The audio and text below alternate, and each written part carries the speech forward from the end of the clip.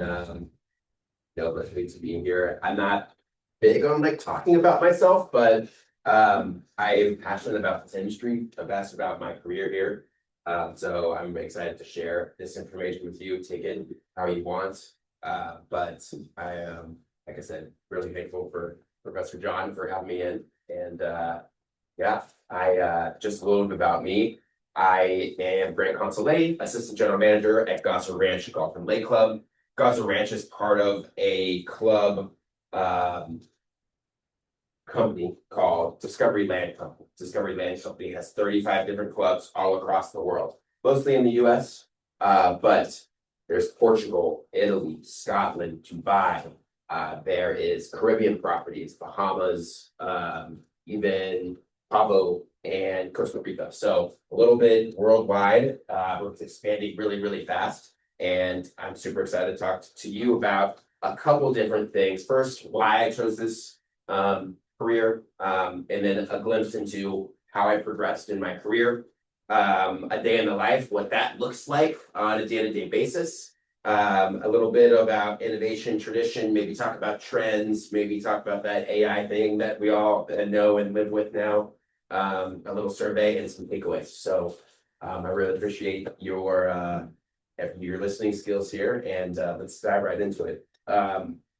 First, I like to do this little exercise. So bear with me here. Close your eyes. Close your eyes. Yes. Okay. Let's think about that time you were with your family, smiling, laughing, having the best time. It might have been on vacation. It might have been over the holidays for Christmas. You walk into grandma's house. She has the green bean casserole going, right? The fire's lit. Maybe you're on the beach and you smell the salt, the salty sea water. You hear the waves breaking, right? Maybe you're hiking, you're camping, you're hiking up this mountain, or you're in the Grand Canyon, or just think about that moment where you were with the people you love, the people that make you so happy, in the places that mean so much for you, these memories that you have, right? Open your eyes now. I appreciate you doing that exercise with me. It's those moments, a lot of those moments are so ingrained in my brain from the time I was 3, 4, 5, 6, 7, however old I was, right? Even to some of these great memories I've made on vacation or with my family and friends, right? But when I think back to those memories, a lot of those memories are based around some aspect of hospitality, that human interaction that I encountered in Hawaii, or that dive instructor that taught me how to dive for the first time in the Grand Cayman Islands, right? I just think hospitality really brings a lot of us together, and those vacations that I went on with my family were so kind of really got me into this industry. So I'm really passionate about it. I love to serve people, and that's kind of why I chose this route, and why I'm going to start off this conversation with. So first off, I went digging in my dad's Facebook. He's got like thousands of pictures of us as little kids, and picked up this picture here. We're at a winery, Paso Robles, California. This is me here, my younger brother. My dad's making a silly face. But I remember this day so vividly, right? And now I'm starting to think about some of these other things in this picture too, but there's this big grass field. The grass was perfectly cut, freshly. I could smell the grass in the air. We were playing football all day long on this grass field. My uncle was throwing the football to me. We were having the best time, right? But it smells like, oh, okay, this is why they like to go to the winery so much. They're getting drunk. They're bringing us too, and it's a win-win for everybody, right? And I think about it, like, oh, my uncle up top standing up. Oh, he had a lot of girlfriends. A lot of girlfriends he was bringing around. Good for him. Okay, okay. But I go back to these memories, these vacations, and those moments that I have are just instilled in me and kind of bring out the best in me, and I can really look back at those memories, and that was a big reason why I chose this route, right? my first kind of hospitality experience was in high school. I got a job in high school. It was working at the local Bonds in Westlake Village. I'm from California, Thousand Oaks, California, just north of LA. I was working at Bonds, and it's a grocery store. It's like Market Basket. What are the other grocery stores here in Massachusetts? Stop and Shop. That's the one I couldn't remember. That's a good one. It's just like that, right? I was bagging groceries. I was helping the elderly put the groceries in the car. I was collecting all the carts from the parking lot, making sure everybody was parking. No one was backing in their car to a cart, sweeping the floors, helping stock the shelves, things of that nature, right? I started to like that personal interaction. I liked helping people. I liked serving people. That got me going, right? My friend's dad was the general manager at the Grand Vista Hotel in Simi Valley. It looks really nice here, but it's off the highway and maybe a little outdated. But I worked at the front desk, right? Checking people in, fluffing up the gift shop, and really kind of diving into that first big hotel hospitality job. So that's what I thought about working in this field. Hotels, that's the way to go, right? So it was great that I worked there and saw that working what it took to work in a hotel, right? So then I wanted to challenge myself and try to figure out, okay, what I've seen what that looks like. Maybe I like it, maybe I don't. I should try another role. But that's where, we get into college. I went to the University of Massachusetts. I graduated in 2017, and I was a lacrosse player. I got recruited to play there for lacrosse. And my parents are from the East Coast. Even though we lived in California forever, they pushed me to go out to the East Coast and to see this style of life and meet this new people that are here, right? And I'm so glad that I did. So I went to the University of Massachusetts. It's cold. It's cold here. It's cold in the valley in Amherst, that's for sure. But I was like, okay, I want to be at the business school. Oh, they have sports management. No brainer. I'm going to do that. I missed it by a couple of GPA points, but hospitality and tourism management was in the business school as well. So, yeah, hospitality. I know this. I've done this. I've lived this. That sounds fun. I've had that hotel job. I had that experience at Bonds. Let's do this. And I can get this. I can earn those extra GPA points back and switch into sports management the next year. But start taking the classes. Really like the classes. I like the people. I like my professors. Started to understand more of where this career could go, and I never looked back. And hospitality was it. I chose it. I ran with it, and I graduated 4 years later. And it was an amazing route to take. Are you all hospitality majors here? Or okay, what other majors do we have here? Business information. Nice. Ceramics. Cool. Business management. Nice. Some undecided. Hospitality. Great. Nice. Okay. So I loved it, right? And now, after completing classes, I went home for a couple summers, worked at the front desk still. Okay, I need something. I need something else. I want to try out another field. I came across this internship my junior year going into summer, and I found it on the business page website. It seemed too good to be true. Work in a country club. We provide you free housing. You get lunch and dinner, and you live on site, and you work in the restaurant and gain this valuable experience. Oh, cool. Nantucket Island, Second Head Golf Club. Wow.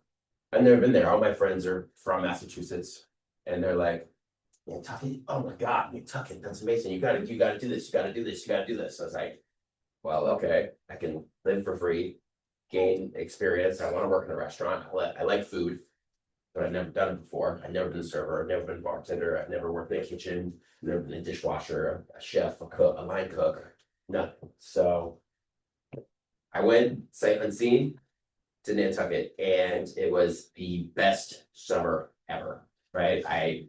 We were working doubles, we were working big events, weddings, golf tournaments. I gained valuable experience from not just interacting with multiple people from all over the world, as we had J1s and H2Bs there, from different countries. But I started to learn more about the club industry and where this can take you, right? And people were working in Montana at the Yellowstone Club, and they were working in the Bahamas. And I've been to some of those places, but I wanted to go more. I wanted to travel. I wanted to see things. I wanted to have this job take me these cool places and live in these cool places like Nantucket, right? I wouldn't want to live in Nantucket in the winter, though. That's for sure. That's a no for me. That's a no for me. But summer, if you haven't been, it's magical. Who's been to Nantucket? Who's been to Cisco Brewers or Cisco Beach? Yes, you know what I'm talking about. There's something special. There's something special about that place, right? So I made the best friends that I was in one of their weddings, met my wife there. It was amazing. I worked for this guy, this GM that was there. His name was Mark, and I think I worked my butt off and kind of proved to him that maybe it's the route I want to take. And I'm a hospitality guy, and I go to a blue collar state school in Massachusetts, just like you all. Like that, he saw something in me, I think, right? So went back to school, finished my senior year. I was voted by my teammates to be the captain of the lacrosse team. Everything was lining up. I was interviewing for jobs, and I was like, well, I have this degree. I got this big degree. I have some experience. I need a manager position. I need a supervisor position. I like food and beverage. Restaurants made sense. Hotels all have restaurants, most of them, right? It's like, okay, let's do it. I got the interview and for this Voyager program with Marriott International, right? Manager in training program. They flew me out for the final interviews in Texas to this big hotel called the Gaylord Texan. It's like huge, right? I'd never seen something like that. Did well, got the job, and was waiting for my placement, And they sent me to the Gaylord National Resort and Convention Center, just south of DC. 2,000 rooms, thousands and thousands and thousands of square feet of banquet space here, right on the water. There's a Ferris wheel up around this side in National Harbor. It's beautiful, right across the river from Alexandria, Virginia. Amazing. 8 food and beverage outlets. They had a nightclub up top on the 15th floor here. They had a steakhouse. They had a sports bar. They had a buffet breakfast, lunch spot. They had a coffee shop. They had an employee cafeteria that was huge and fed however many associates that were there. And they had a marketplace, which did like to-go food, grab and go stuff. We also did room service out of there. It was open 24 hours, right? This rotational management and training position, it all seemed great. What stood out to me was just like how I was onboarded and trained, and no matter who was new, whether it was the resort manager or a line cook, if you started this week, you were in this orientation together and you learned the exact same thing. And you learned to say hi to everybody you passed down the walkway in the back. And they have this big training program. They're huge on culture. Culture was huge in the workplace, right? That impressed me a lot, right? That really impressed me a lot. I was wearing a nice sports coat to work every day. It was a union property in DC, very strict on rules, very tenured employees in those roles. So I was managing ladies and gentlemen that were 30, 40 years older than me, right? They'd been working there for 15 years. And I was, helping guide them and make decisions in the workplace. And it was, I knew they knew more than me, right? So I didn't try to enforce I'm a new manager and I'm here to help. No, I work together with them to understand who they are, why they're here, and how we can accomplish this goal together. And it's not about everybody liking you, but I gelled with the team, and we found this camaraderie that really worked in workplace. Right. The downside was it was a tough property, union property in DC. Turnover there for managers wise was just new manager, in one of those 8 restaurants, usually every month, right? So my rotational food and beverage management and training, where I was supposed to rotate all from the restaurants, didn't really happen. I touched a couple of them, maybe the buffet restaurant, Sports Stars for a week, but I was stuck in that marketplace, right? I got put on the night shift, 11 p.m. in time to 9 a.m. out time. I'd never worked as a night audit before, overnight a shift like that before, but it was a little brutal. It was brutal, but I stuck through it. And by the time I checked off everything on my year program, I was ready to go. And the director of food and beverage sat me down and he said, "Hey, nice job. You did this. I understand, the marketplace maybe isn't your end goal and the fit for you. Here's a job. I have you working here as a restaurant manager, and you're going to do great." And I thanked him for the offer, and I craved to get back to Nantucket, right? I craved that member interaction who, at the traditional country club in Nantucket, where, when I say traditional, I think, you had to wear that sports coat into steak night every night. Your shirt had to be tucked in, and when you're anywhere on the club, right? You couldn't wear a hat in the clubhouse. You couldn't talk on the phone or use your phone in the clubhouse. That's how traditional it was. That protects the legacy of the club and how it was founded and preserves those values, right? That's a traditional club. This links style 18-hole golf course, amazing.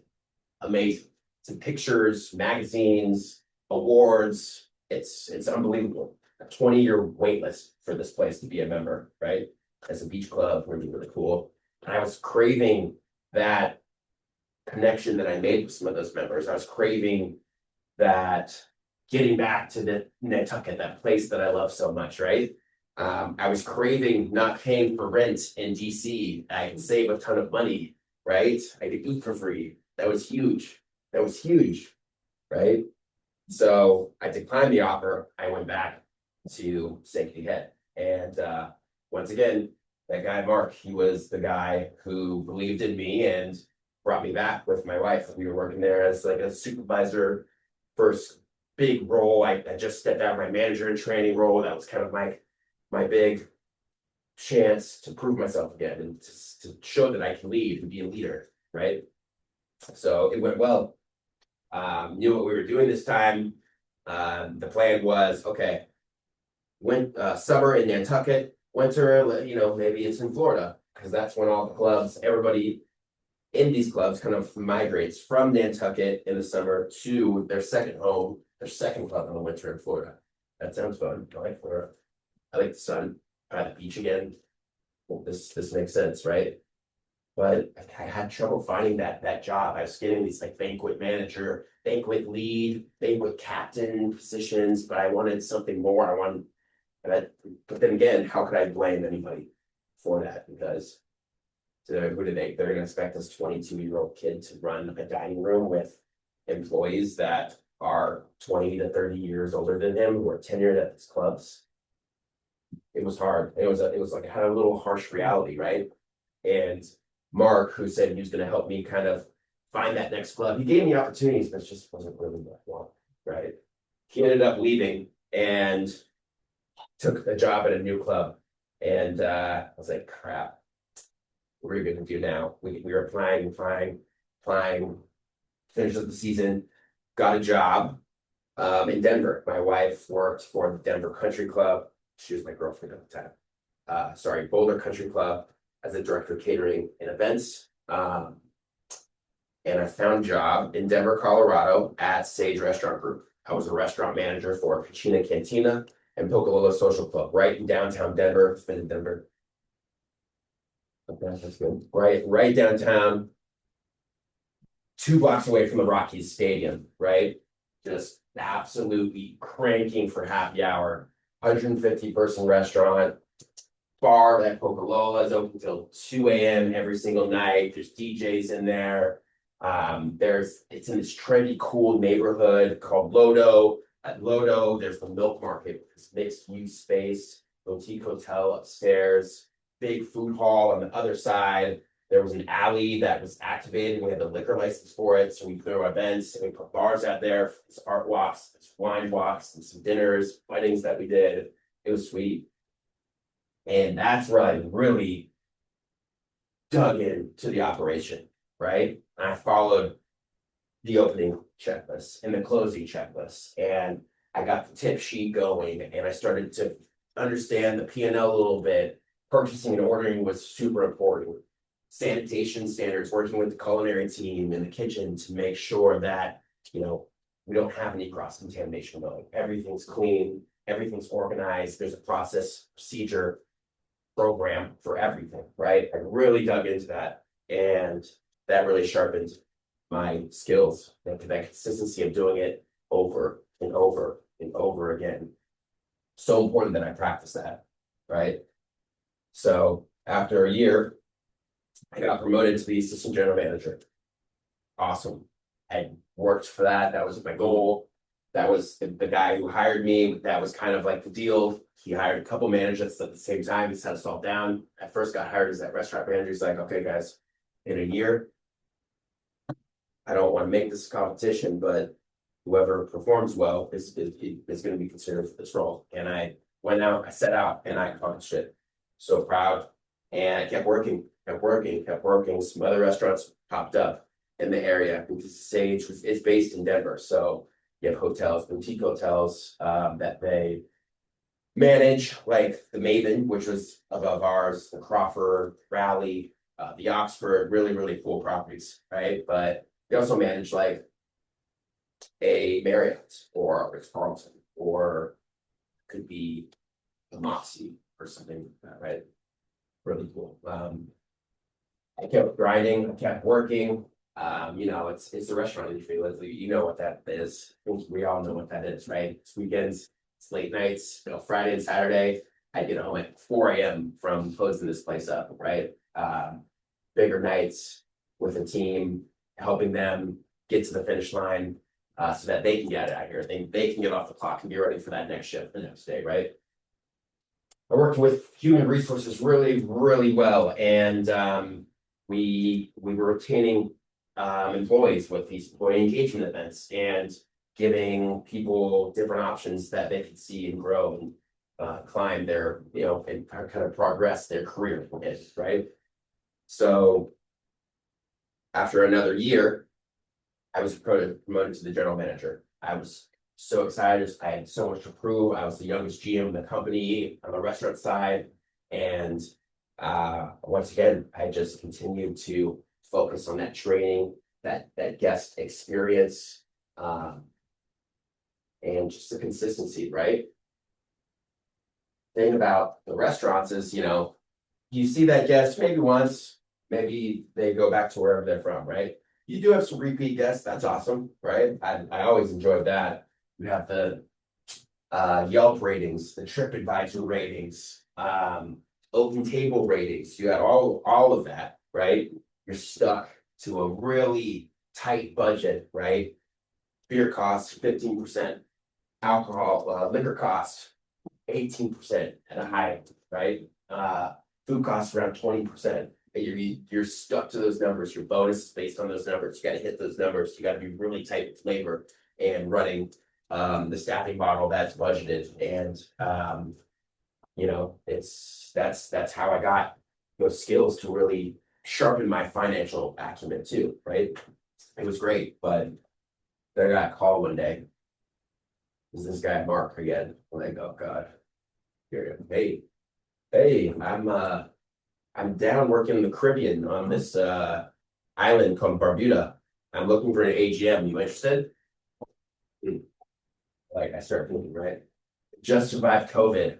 We furloughed the whole team. I was running a one-man restaurant with me and the chef trying to make any kind of revenue, working with some charities to provide meals for them as well. It was awesome. Just bought a house, just got a couple dogs.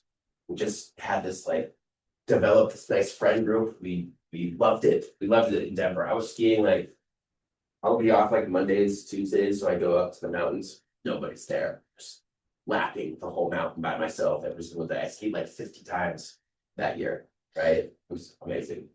That's why I moved to Denver, right? I loved it. But he called with this opportunity, and I was like, oh, free housing, free food, back into the club world, private club, right? But it's a startup club, so very different. But it took a lot of convincing with my wife, right? It took a lot of convincing, but we moved sight unseen and we went to the Barbuda Ocean Club in the Caribbean. It started like this with these glamping tents on the beach. And the whole model for this club, which is a Discovery Land Company club, the company I work for now.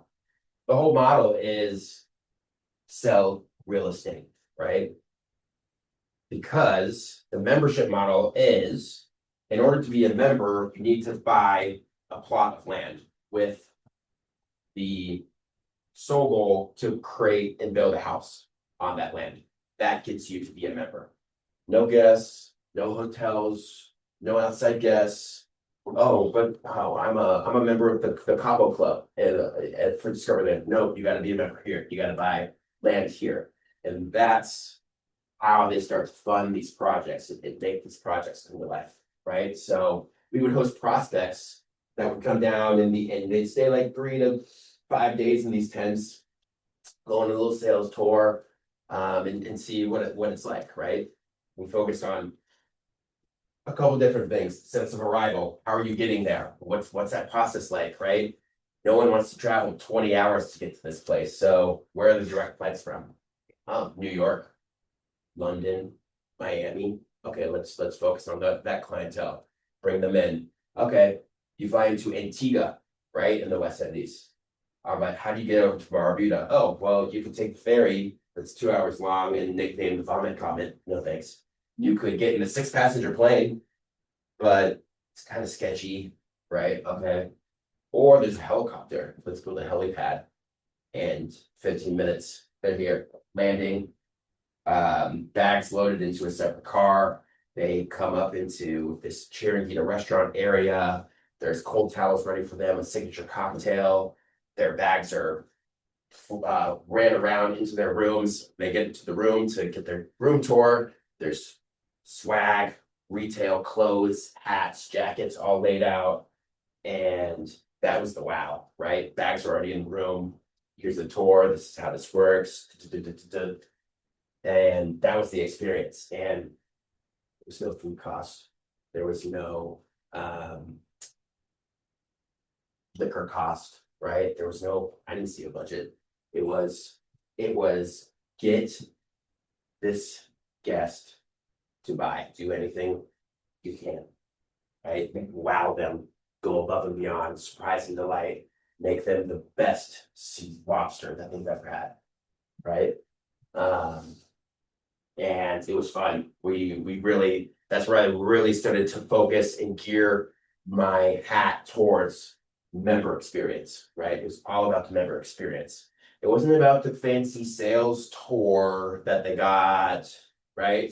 That was more of like a guided tour, right? It was about the people they connected with inside of this club, the experiences that they were doing that, looked like kind of like, a floating kayak in the pool with all this alcohol and juice and non-alcoholic and tequila that you can imagine bartender in the pool with you making drinks, right? The floating appetizers that were throughout the pool, whether it's a nice little croquette, one bite, or a cool like tuna poke that the chef prepared with fresh caught fish that we got from the local fishermen in the village. Those are kind of the experiences, right? We'd show them the farms that we're planning to take and grow and expand, and we'd use the local ingredients that we curated in those farms with our gardener to put on their plate for dinner, right? The tomatoes, like I said, working with local fishermen. Those are the kind of things where it's like, wow, I had this whole concierge kind of service. That's why they're asking me all these questions about my diet and what I like to eat and what we like to do, so that when I hit the ground here, it's like we already know the member and we know what they want, their preferences, right? We can anticipate needs, right? We can personalize their experience. their paradise here, right, if you will. But you see the wake surf boat. Anybody been wake surfing? Yeah, that's pretty fun. That's pretty fun. I really enjoyed that. But there's the helicopter, right? You can call this the Chiringuita. This beach, it's like bathwater, right? It's clear. Turtles laying on the beach, hatching eggs, certain time of year. There's wild horses running around the island. Um, yeah, I was there for 3.5 years. It was amazing to see how it transforms, right? The challenge was the staff on the island. There was no grocery store. There were a couple restaurants. There weren't many restaurants, but they had never been to, a steakhouse. They had never been to a movie theater or something of this nature where they could kind of sit back, see what service looks like and how people cater to their needs. So we had to teach that, right? We had to teach that from the beginning and to really bring in these aspects and these finer details of service and show them how it's done, right? And it was rewarding. It was awesome. The team kept growing. These glamping tents went away, and by the time I left, there were 30 plus homes and condos built, ready to go, paved roads, fitness center, with swimming pool and lap pool. There was a spa. There was an 18-hole golf course that was created. Farm and table restaurant came to life. Now people could really see this community coming together. All the sports facilities, sports courts, pickleball, paddle. There was baseball field, tennis courts, right? People started to see this dream coming to life, right? And that is what invigorated me, right? And this is the opposite of a traditional country club, right? You're encouraged to go and play barefoot on the golf course. Don't tuck your shirt in. You don't even have to wear a shirt, right? Come to the restaurant, no shirt, no shoes, no problem, right? It's like we're catering to these individuals who want to take advantage of the trade winds and the consistency of the trade winds and go kite surfing all day and then have a clean, healthy meal with their family and their friends at night, right?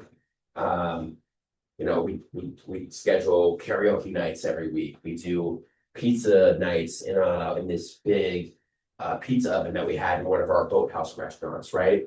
It was kind of curated all this experience. They were wildly successful. So much real estate was sold, and that helped fund the club and the education, the training and development for new staff members and getting everybody on board with, okay, we're going to keep growing. How are we going to get there, right? But, that island after 3.5 years got really, really small, right? And me and my wife were like, okay, that was fun. We set out, we did it.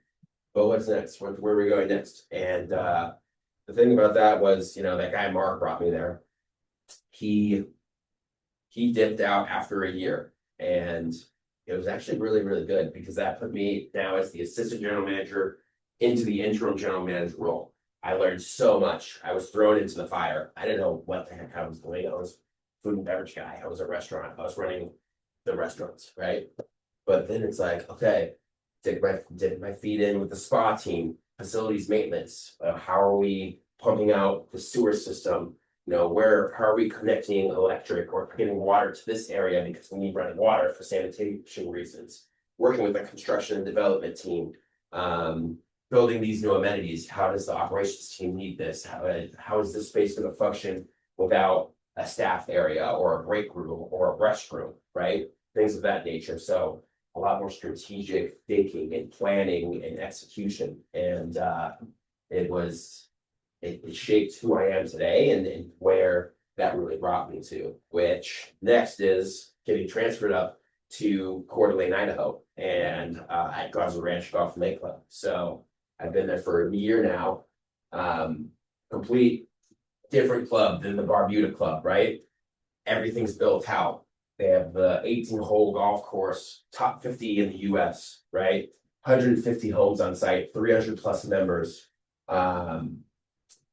Spa, fitness, everything's built out. It's like a one-stop shop. You come in And, our residential services team takes care of your house and everything's ready for when you come here, right? There's a marina, 175 boats that fit in that marina. All of our members have boats. They all go wake surfing every day. And they just kind of call us up, hey, can you have my boat ready here? It's like, no problem.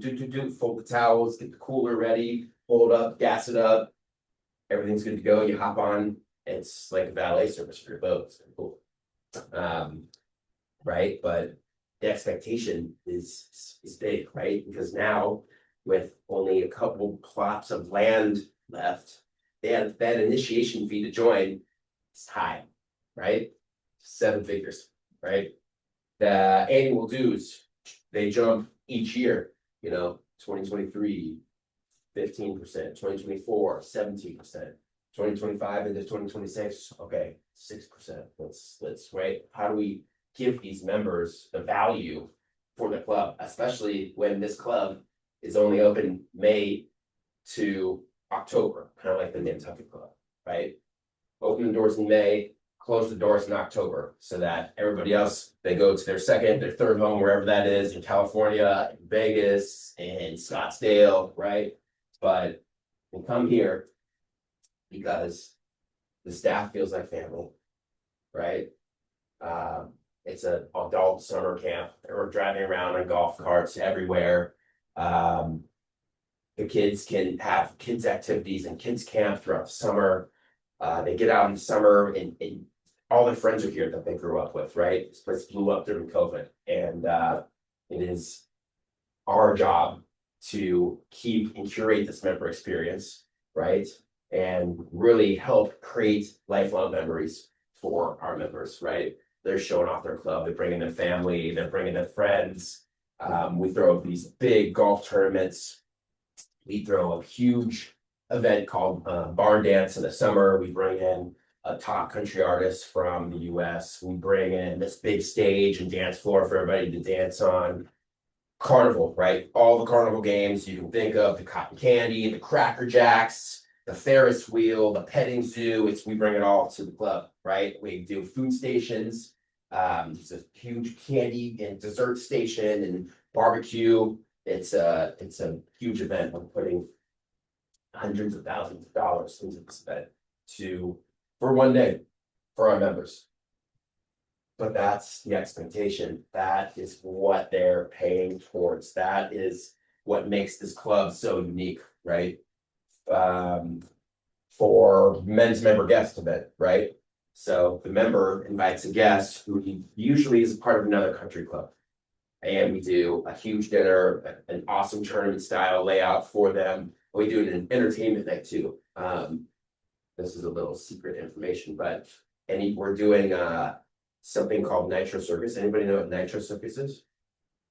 That's like Travis Pastrana on a motorcycle, jumping on this huge jump and trying to get over the fire that's in between him over on the. We're putting this huge entertainment night together just for one night, right? But that's the thing about Discovery, right? We spend zero money on advertising, right? I don't know if any of you have probably heard of Gozzer Ranch or Discovery before, but zero money on advertising because we believe that our clients, our members, their friends, that word of mouth is going to spread to that next person, right? It's going to spread, and that's how we're going to get interest in people buying land at this next property. And our members, they have multiple homes at multiple properties because they trust the model. They know what they're getting. They know these experiences can't be replicated at a lot of the other clubs they're at, and they can create lifelong memories there, right? So that's kind of where I am today, my long-winded career journey explanation, okay? Here's Discovery Land. Like the map I showed you, right? There's, as you can see, very concentrated in the US, branching into Canada, and trying to get that European footprint here, right? Dubai, Italy, it's this Portugal, Scotland. Here's Barbuda, right here where I was, Dominican Republic, Costa Rica, Bahamas, Florida, Hawaii. Really, really cool company, and getting that travel bug that I got so early with my family, it just aligned with everything, right? So can't speak enough about this company. Let's fast forward here, a day in the life, right? Now that, the club's closed right now, so I'm on the recruiting trail, right? I'm trying to find people that want to get into this club management industry, that want to grow with a worldwide brand, right? Who want to learn from someone like me, that maybe I can inspire you, I can lead you, I can bring you along with my journey, just like that Mark guy did for me, right? And by the way, Mark is the general manager at Gozzer Ranch, right? So still with him, I'm still following him. He's pulling me up to these next levels in this career journey with me. That's what I'm trying to find with in this classroom right now, right? I spoke at like 2 private-ish universities in Boston. I won't name any names, but I like coming to the state schools because just like myself, right?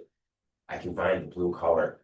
I can find folks who have been in the industry that want to get their hands dirty, that crave this kind of career path or growth. And I'm super excited to be here. And that's why I'm so excited to talk with your class and speak to Professor about you all in depth. So back to my day in the life, right?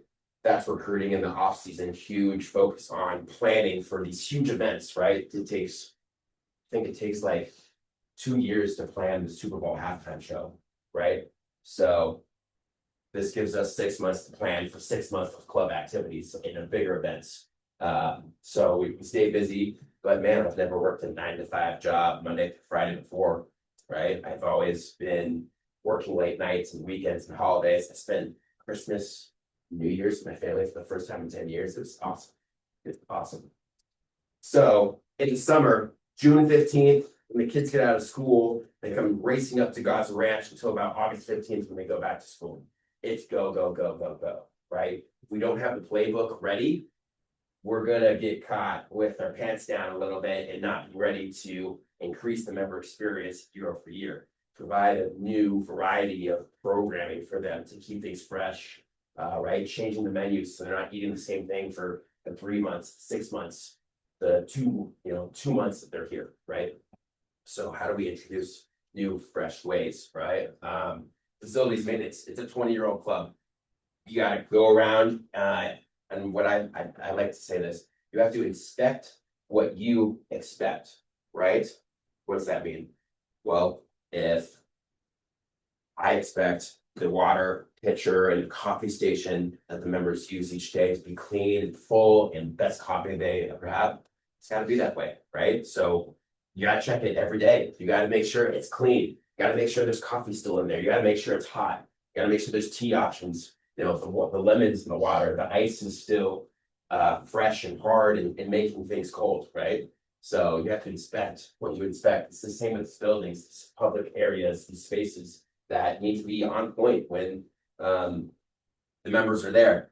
If there's no balls at the paddle court, how are they going to play? Where are they going to find them, right? If the racket's broken, then they're going to be looking around trying to find another racket and they don't know where it is, right? We gotta make sure these things are pristine for them. The pool's clean, right?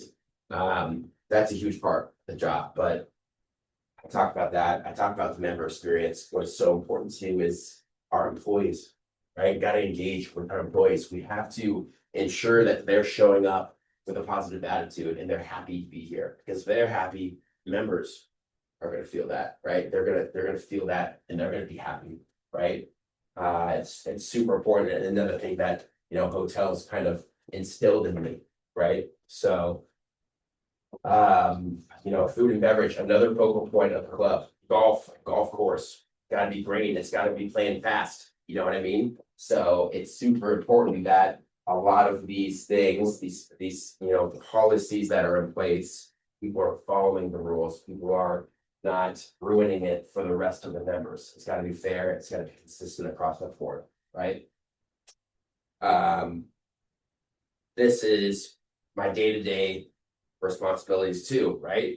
It's when things go wrong, right? It's not all flowers and dandelions all the time, right?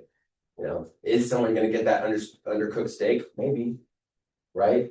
But how are we going to counter that? Because we are building this trust in our members to come back and eat at the same restaurants every day, right? We have 6 restaurants, they have some variety, but we have to build and retain that trust. So if something goes wrong, it's not like, oh yeah, we'll just comp it, it'll be fine, this one's on me, right? It's like, no, we gotta do a little bit more than that with our members of the club, right? So what does that look like? Do we create a gift basket? Do we send flowers to their house? Do we have this signature experience for them that know it, that we don't really do, but this is our heartfelt, look, this happened, but it's not gonna happen again, and this is how we want to go forward with this, right? And when things happen that way, you got to take action as a leader, as a manager. You got to take action. You have to show a really a supportive way of taking responsibility and moving forward with an actual solution, right? Culture, right? The mission, vision, values, that is huge with a company. And like I spoke on with Marriott, that was instilled in me big time, right? Our values at Discovery Land Company are we respect people, place, and culture. We do the right thing. We believe in having fun, right? I connect those with each and everything that we do every single day, right? Every responsibility needs to really connect with some of those values in that way to create that accountability system. So if one person does it, we're all doing it, right? It doesn't matter who you are, where you're from. It's about buying in and doing it together, right? Focusing on the business facts. That's a good one, right? Because, sometimes I'm not the one to make the final decision, right? I got to go up to this guy, Mark, right? But maybe I poured hours into this work and this project that I was so proud of to present this new idea, right? It might not be the way to go because I'm thinking of it this way, but there's this whole other aspect of it, right? We got to focus on a business fact. I can't let my emotions get in the way of, yes, I did put some hard work into this, but look, okay, we're going this direction. Take the emotion out of it, focus on the business fact. I really, really believe that is a key to success, right? It's in building your team, having that camaraderie with each other, but showing up, keeping it light, getting to know your team, where they're from, how they function, how they learn, super, super important, right? So I spoke a little bit about innovation versus tradition. We talked about this traditional country club, those values, the differences between barefoot golf and tucked in shirt, belt golf, right? A little bit about tradition. Tradition is about preserving identity, the customs, the standards, the expectations members associate with the club's legacy, why it matters, building emotional attachment and loyalty. It signals exclusivity and continuity, protects brand equity, accumulated over decades, right? What's so cool about Discovery Land Company versus another club that may be around here in Boston is it's not horizontal membership. I mean that by, my mom and dad are members of Boston Golf Club. Say, I'm not sure this is how they do it, but I'm going to use the best example. Right? They're the members. So, grandma and grandpa are guests, and me and my brother were also guests, right? So we don't really get, I can't go out and play the golf course by myself. I have to be with them, right? Discovery Land Company is a vertical membership. So grandma and grandpa and me and my brother are members. We're treated as members, and my kids are going to be members too, right? That's another reason why these clubs are so exclusive. They cost a lot to be here, and the expectation is so high, right? We have A-list celebrities at the club, professional athletes running around. One of them sung at the Grammys a couple weeks ago, right? These are the clientele that come, and they, they might want the tradition, but they also kind of want the innovation. They just want to be around people where they can just be themselves, right? There's a paparazzi around, They can just interact like a normal person for once, right? Innovation and trends in clubs. I have AI down here, but the one I want to talk about too is wellness, right? That's a big one in clubs and hotel. I mean, you think about it. I look around at all these restaurants, these fast food chains. It's like you can't go anywhere without, putting protein in your Dunkin' Donut iced coffee or at Starbucks or, Subway's got nice little protein pockets now. Every protein, right? Diet, so important, right? We're looking at, advanced precision medicine and some of these physician guided care models that will increase longevity in your lifespan and investing into your mind, body, and soul. It's more than just a sauna or a cold plunge, right? It's data driven analytics that can show you something and expand your life so that you can continue to make those lifelong memories with your family and friends, right? That's the whole goal. So how can we expand your life, right? AI, look, members at the clubs we work at, they treat the staff as an extension of their family. You see these people every single day, you know exactly what they drink, you know exactly what their food order is, right? We're able to create these very cool things because we know exactly what they like and what they do and their movements around property, right? It's hard to replace that, but can we use AI to help reduce headcount with a certain role? Maybe someone booking reservations, calling on the phone, right? Having an app for dining reservations. Yeah. We have 220 members trying to play golf in July, from sunrise to sunset.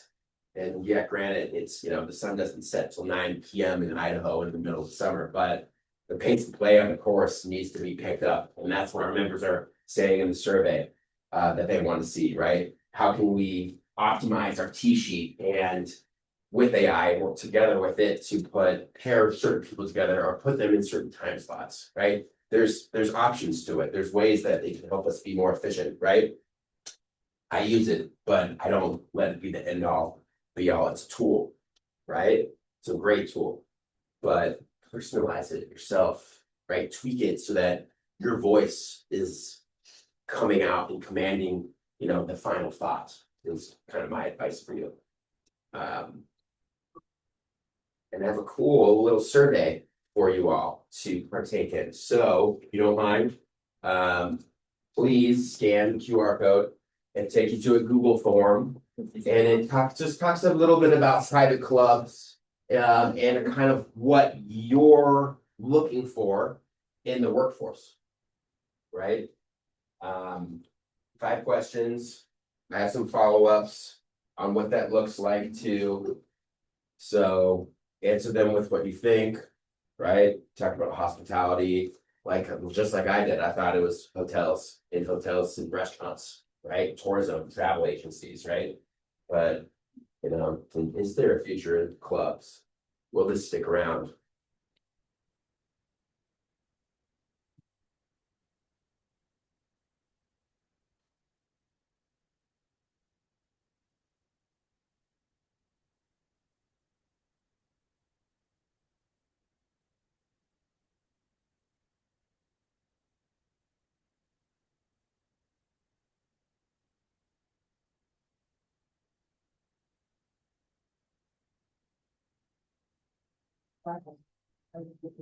Yeah, right. I would be lying if I said that I didn't help, get AI to help me write this.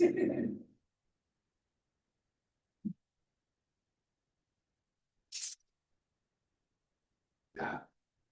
Almost 50% not really familiar. This is good information for me, right? Or I can take this back to our leadership team, or I can take this to other schools. And so I appreciate your support and response to taking some of these, right? Very familiar. It's 4%. Okay, I mean, I wasn't that familiar either, right? Slightly familiar, 24%. Okay. How interested would you be in working at a private club? Not interested, maybe, very interested. Okay, that number's growing a little bit. I think people, some people can relate with kind of my little spiel that I've been giving, right? Which is fun. Pick two of the most important factors when choosing an employer. Work-life balance is really, really up there. I get that. I get that for sure. Growth opportunities, 38.6%. That's next. Compensation and culture / team environment, that's up there as well, right? Wellness benefits, no one's really needing that through the job, right? Got a couple more coming in. Organizational purpose and values, not as much. Schedule flexibility, not as much. You know, that schedule flexibility kind of goes with work-life balance. But you know, depending on what area of the hospitality industry you go in, you know, that is it's a tough work-life balance, right? What leadership style do you respond to most? Coaching and mentorship is a good one at 50%. A lot of people are thinking that. Collaboration, team-based is next. Clear structure, hierarchy, independent / autonomy, right? Those are the people that work well in the cubicle, right? What is one thing the hospitality industry must improve to attract your generation?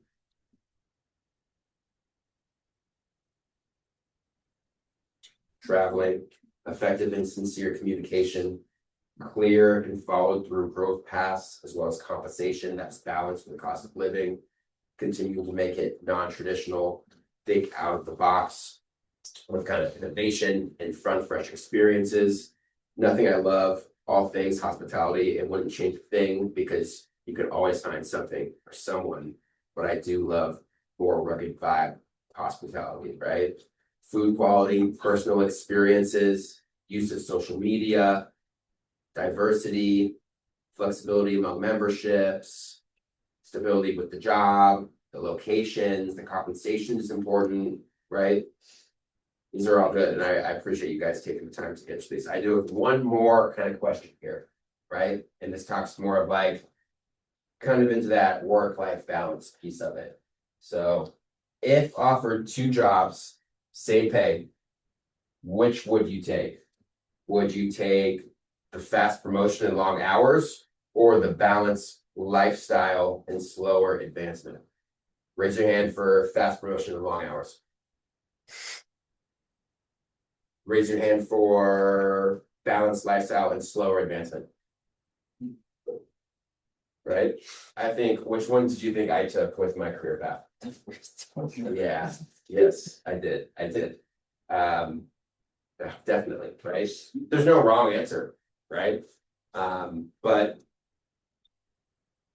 you know, I've seen, you know, I got a lot of questions about like compensation, what that looks like out of college and you know where you can go with that. And I kind of tell people this. It's like if you want to be a GM, usually the route to get there in a club atmosphere is golf operations or food and beverage. I've seen some member service, member experience get there too, to the top, right? Those are some cool career paths to kind of help you get there if that's the end goal, right? I've also seen on LinkedIn, which is all public knowledge, like recruiters that are trying to fill these GM positions at a country club. And they post their salary on there. Some of these positions have a salary of $500,000 per year. That's crazy to me. It's crazy to me, you know.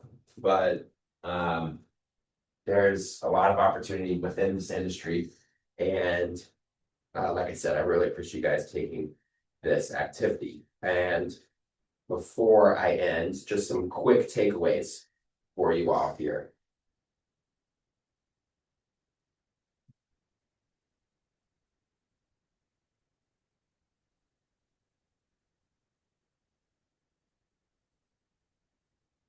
I never burned a bridge with Mark, right? Have we disagreed on some things and had conversations where we're not always agreeing? Definitely, right? Definitely. But I never burned that bridge. I stayed loyal. Take risks. Don't be afraid to make mistakes, right? I moved to all these places sight unseen, not knowing what's next, moving away from family, moving away from friends. Take risks, right? Make mistakes. You're gonna make mistakes. I'm not perfect. I'm not perfect at all, right? But by making those mistakes, I never make them again. And I always learn from them and push it positively in the future, right? Meet that challenge head on, right? I think the long hours, fast promotion thing, I kept working. I knew what I wanted to do, and I figured out how I was going to get there, and I didn't let up on achieving that goal, right? Put in the work now. It's the time to go around and work different jobs and see what you like, right? So then upon graduation, you kind of have that idea of what you want to do, and you're onward, moving and funneling in that right direction, right? Form healthy habits outside of work to create consistency. That's the work-life balance, right? Get up early, read the book, go on a walk, go on a run, hit the gym, start to get into this routine. I think routine has really helped me separate work and life, personal goals from career goals. Routine really helps, right? Turning off email, not using email at a certain time after work in the night, get all your stuff done, create a schedule for yourself. That really helps. Keep sharpening your skills, right? That's the grunt work I was doing when I was memorizing the opening and closing checklists in my brain, right? And it just came from repetition, muscle memory, right? So those are my takeaways. I would love to connect with you guys on LinkedIn. Here's my cell phone number. Here's my email. Let me talk a little bit about some open positions that I have at Gozzer Ranch Golf and Lake Club. We provide housing, which is great. You share a room, $275 a month coming out of your paycheck. I have a food and beverage internship. I have a culinary internship in the kitchen, $21 per hour, non-tipping club. So no gratuity, no anything of that nature, but $21 an hour. Lunch and dinner is served at the club. And I'd love to work with anybody interested in kind of taking that next step in their career, doing something outside their comfort zone and exploring something that could be a potential career path, right? It is required to have a car, so you do have to drive to Idaho in the summer, make a cool road trip out of it, go see some national parks, visit some really cool cities that you haven't been to before. But you know, I do have limited beds since I am pretty decently into this recruiting season, but look, it's good that we talk, it's good that we connect, because if it's not this year, maybe it's next year, right? I think juniors, graduating seniors would be great to have. I consider someone lower than that too, but I like to target those kind of interns to bring on the journey. You're going to have one-on-one meetings with your peers, with department leaders, with me. We're going to go over things from HR to operations to profit and loss statements, right? Right now at Gozzer, we have people that do the winter seasonal, summer seasonal thing, right? We placed 50 of our employees at a winter club within Discovery Land Company with the opportunity for them to come back or stay there because maybe it's a year-round club, right? So there is that movement of staff and having this global agile workforce that is a corporate mandate in our company. So like I said before, you're young, this is the time to travel, this is the time to take on new adventures and challenges, and this can be a really cool opportunity for the right fit, right?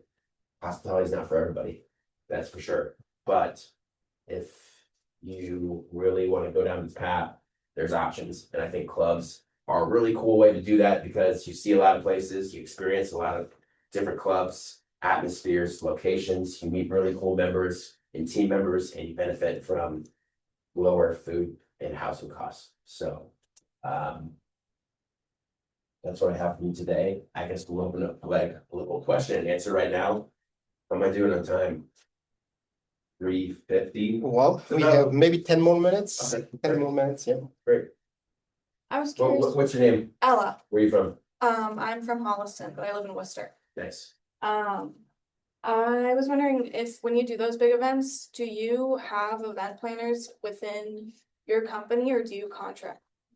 Great question. We have an event team of 2 people, 2 year-round employees. we're contracting a lot of the services in. We are, to put it into perspective, we have 80 year-round employees. That's security, that's landscaping, that's residential services, that's facilities maintenance, food and beverage, culinary, member services, outdoor pursuits, wellness, fitness, spa, retail, golf operations, golf course maintenance, 80 year-round employees. When we get into July, we have 500 employees, right? So we have some events porters who help with the setup and the tear down. And we use operations team to execute during the events. We use a lot of contractors to bring in the services and the things needed. Our facilities maintenance team is huge, but to answer your question, we have 2 people on our events team that really are the ones to set up those events. I work closely with them in order to do that. But it's a small team and I don't have any opening positions there, but I was curious, yeah. yeah, what I will tell you is that this is what a lot of people love and want to do events, right? It's a really cool place in the hospitality industry. Food and beverage is that focal point for these events, right? It touches all these events. Food and beverage touches the golf course where we have our halfway houses on the course and these awesome venues. People can go and grab candy and all these things that you want from this area, right? Food and beverage is connected to our member services team, restaurants and reservations, and doing all these special accommodations for people when it's their birthday, and cake or balloons or the special dessert, right? So think about that, right? Because there's a lot of ways you can take that food and beverage job and branch into that events role once it's available. What's your name? My name's Kate. Where are you from? I'm from North Carolina, but I live up here in Chester. Nice. So it might have just been like the pictures, but I noticed that there were a lot of like beaches or on body of waters. Have you guys explored like clubs that are up in like the mountains of Tennessee or North Carolina that are already really big tourist spots that might be a little bit different? Yeah, And like yeah, we have. This is Mountaintop, right in North Carolina here. We have these places in Texas, right? Austin Surf Club they're partnering with Kelly Slater, putting in this cool wave pool in East Austin. Driftwood Golf and Ranch Club is south of Austin. They're putting a new club called Maverick in Fort Worth that's just breaking ground. Some of our legacy clubs, here's Las Vegas. That is right to the west of the Strip in the hills. The Yellowstone Club is the world's only club that has a private mountain for its members in Big Sky, Montana. And they're trying to replicate that in a club that's not even on here yet called, that's going to be called Stetson, which is about 30 minutes outside of Steamboat, Colorado, right? A lot of body of waters, like you said, or beaches, but it's cool that there are other opportunities, right? This is Palm Springs area in California with these 2 clubs here. Lake Tahoe, they're gonna have a ski mountain out there as well at Homewood. So I think bodies of water does attract people, but there are other kind of different clubs in different settings too that also attract people, like that's seasonal, right? If I want to be in the beach in the summer, the beach in the winter, right? Like Cabo, then I can go up to the Yellowstone Club in the winter, or I can go to this other place in the summer. So Is it only Idaho that you're doing positions for? Do you have Yes. in Nantucket or in New England? great question. Silo Ridge Field Club in Amenia, New York, right over the border of Massachusetts. That's going to be the closest club here. And then you have these 2 in the Hamptons. You have Dune Deck and you have the Hills. The Hills is going to be probably the last golf course created on Long Island. Super exclusive. It's probably a year old right now. But Dune Deck has this kind of like weird hotel model that we don't really do within the clubs, but it will kind of play off of the Dune Deck and the Hills membership. So that's what's closest there. Nantucket wise, that was a different member-owned country club. But if you visit discoverylandco.com, careers page on the bottom shows you all of the positions, but I am just associated with Gozzer Ranch up here in Idaho. First I wanted to say, you following your manager speaks volumes, because that happened to me one time before. My manager moved to like 3 different, she kept getting promoted every time. If I didn't get her position, she took me with her, so that's really cool. And it becomes like lifelong, mental. Yeah, sure. So congrats. Thanks. What's the average size of the homes in your, property? Great question. Usually they're 2 floors. I would say they range from 2,500 square feet to a custom 10,000 square foot home, right? So lots of land with just the dirt. It's going for a couple million, and then you build a house on that, pay that premium initiation fee and those yearly dues, year by year. So it depends kind of where that person's at in their stage. Maybe they don't want to build one from scratch and one of the members is putting their house on the market, or we just buy that house from them. So, what's your name? Natalie. Natalie, where are you from? Worcester? Nice. Very cool.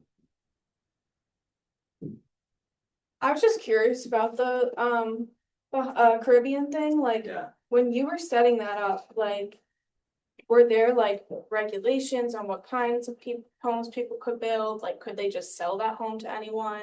Like, did they still pay membership fees even though it was like technically their property at that point, or? Great question. So our membership documents outline all of those things when you sign, right? So essentially with those homeowners, those members who joined the club, they didn't have to start paying their dues, and they had to pay their initiation fee. They didn't have to start paying their dues until some of these amenities were provided by the club. So with the golf course, that got delayed a year, delayed another year because of the excruciating challenges that there are with building and doing anything in the Caribbean. It's so slower pace, and it's hard to get things out of there logistically in and out.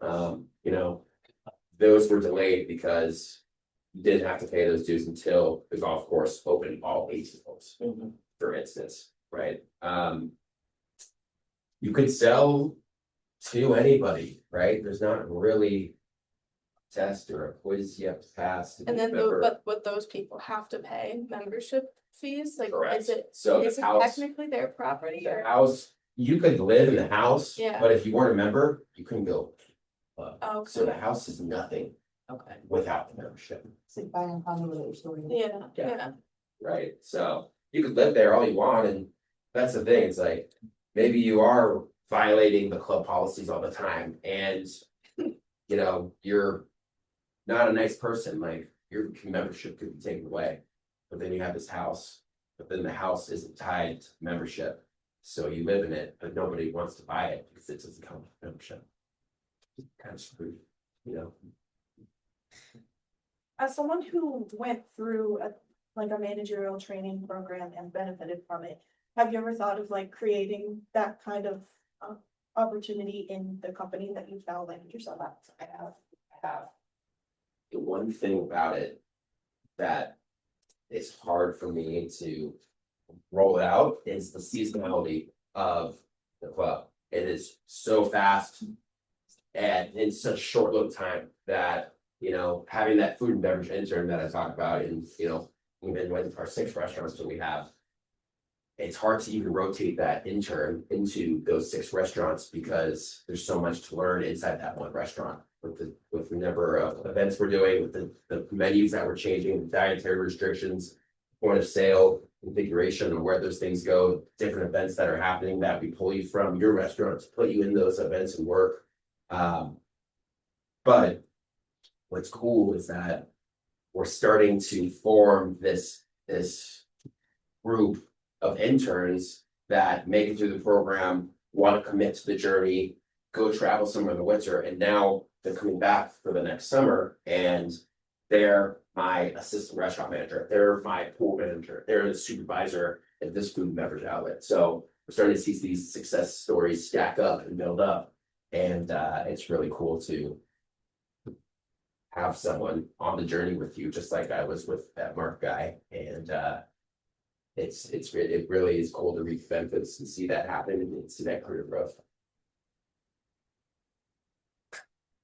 Shubham, Well, where are you from? I'm originally from India, but I live in West Goa. Thanks. I have a question, it's not related to internship. Yeah. But you said the member of the clubs are like elite members who pay 7 figures for the membership, right?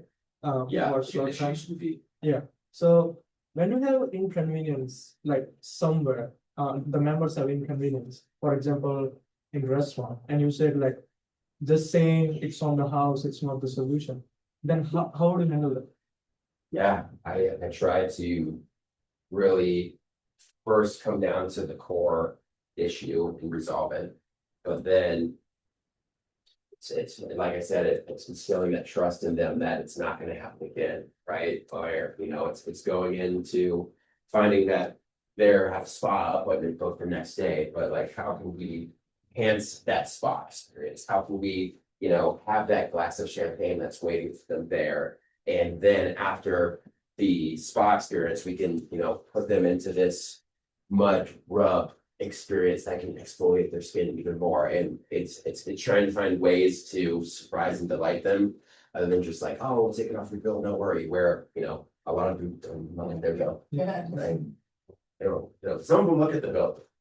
But Yeah. yeah, how can you really look, so it's a hard one. And that's where the creativity to express and resolve and figure out, we can do whatever. And I power our hourly staff to even do that, Yes.